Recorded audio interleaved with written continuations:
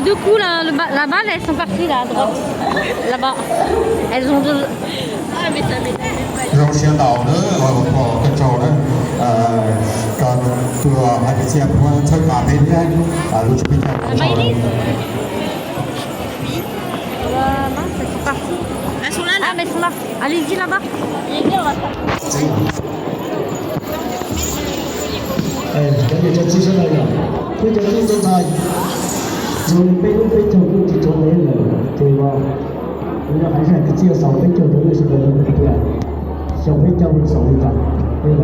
我們找明白，而且就是讓薄薄的，杯子全部做，你睇下，從杯做就拿起就是，我們還是介紹杯做的那些人嘛。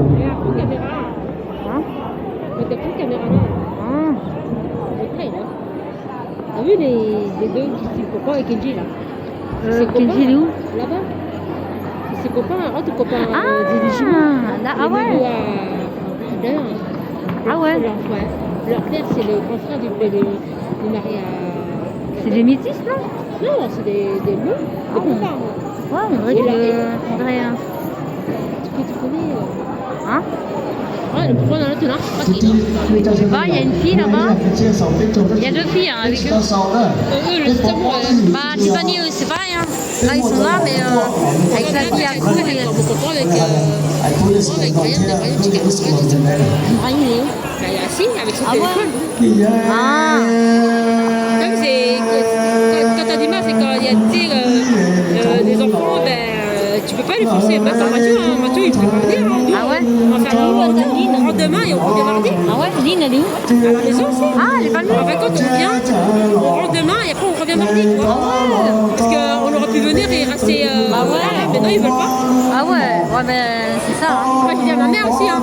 Ma mère, je dis à mon fils, je dis, bon, viens, nous on y va et toi tu restes chez mamie. Ah, il Ah voulait bah pas. oui. Ah ouais? Non, mais parce qu'il veut son coin, c'est son jeu, et tout comme ça. Ah oui, bah oui, c'est ça. Moi, les miens, c'est dehors là. Pourquoi ils sont là-bas les deux là? Qui? Tiffany et la fille, ciao. Tu me comprends? Ah, ils ont lancé. Il n'y a pas de garçon. Il n'y a pas de garçon. Hein. Ils sont jeunes encore. Parce que les copains que ils ont 18 ans. Hein. Ah ouais, eux ils ont 13 ans. C'est trop vieux, mais. 12 ans et 15 ans. 15-16 ans les filles à ciao. Mais Tiffany, elle a 13 ans. Elle a 12 ans Tiffany. Ouais, donc elle fait un peu plus âgée déjà. Elles sont là-bas les deux là. Si tu comprends.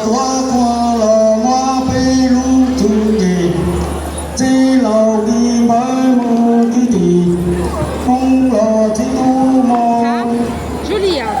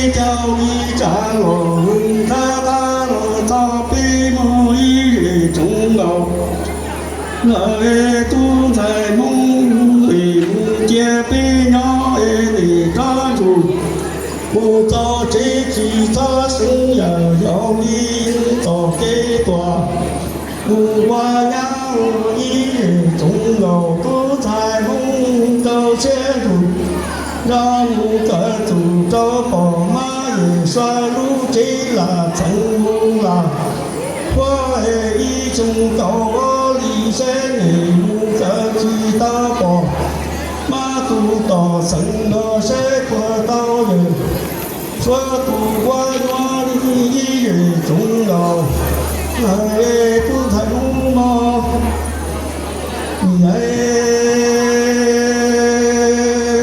chẳng tu xóa na kỳ này mù chia bê nhỏ có rùm cho chế chỉ cho xuống nhập nhau đi ứng trò kê qua sĩ cho xe rùm cho khởi thù có đó đủ mọi cần chi của có đó tí chi cũng khởi bỏ có bỏ má rồi cho lũ sĩ là sẵn mong là qua em chỉ tao bỏ má tu đỏ sinh lo cho tao giờ xóa tu qua nhòa ý về chúng ngọc là ê tu thành không mỏi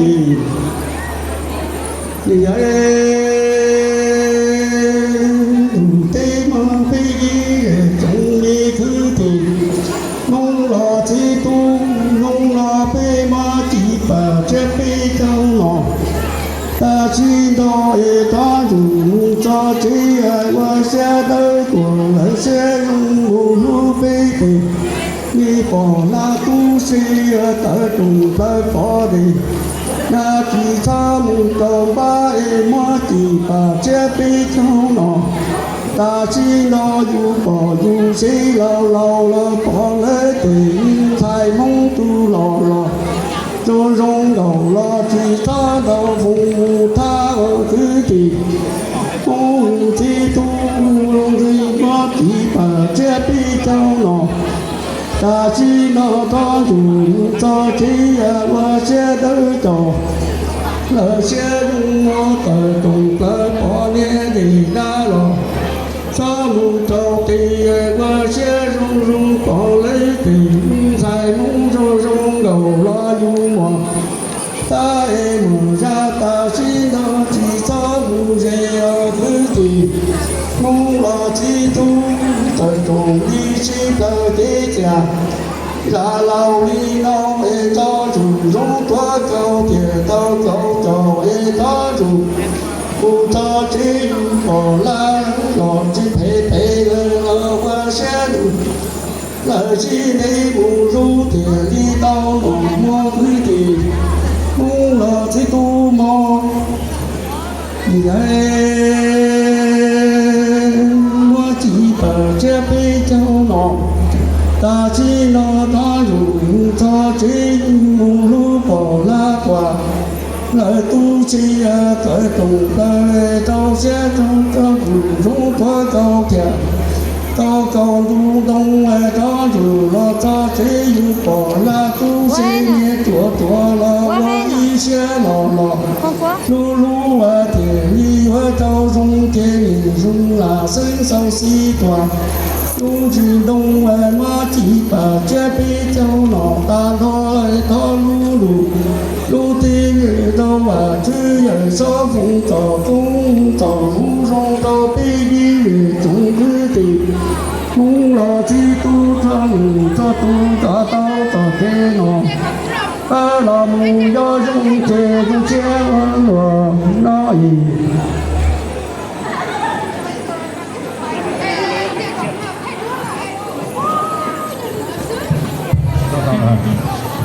alo ai nè po cho số này giờ itu ada ku popau kisia dia yang ini pi thọ cái ba hay đi cho kisia rồi ku rồi pi lúc xưa đó là ku chỉ chọn tàu rồi thế ai nữวันเลยhayว่าเปซ่าก็nữ hay đi cho kisia là ba pi thế aiก็pi lúcจะเที่ยวก็รอใจthế giờ này sẽ có nhau có thể là nóiก็piก็phải hay ku rồi pi sẽได้ให้วัดจนเรา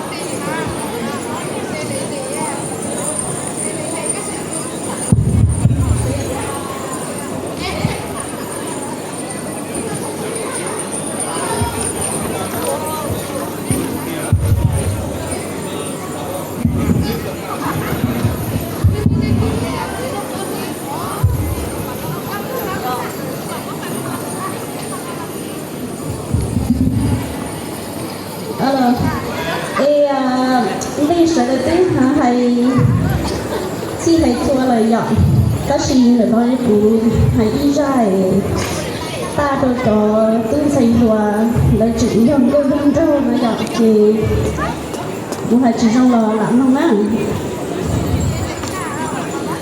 Nhà dây ở lù tê ở mông lơ lằng tôi ở lúa lằng tôi à cha lu mi lơ để tăng lu lư em tăng nhiều dân đâu đại lòng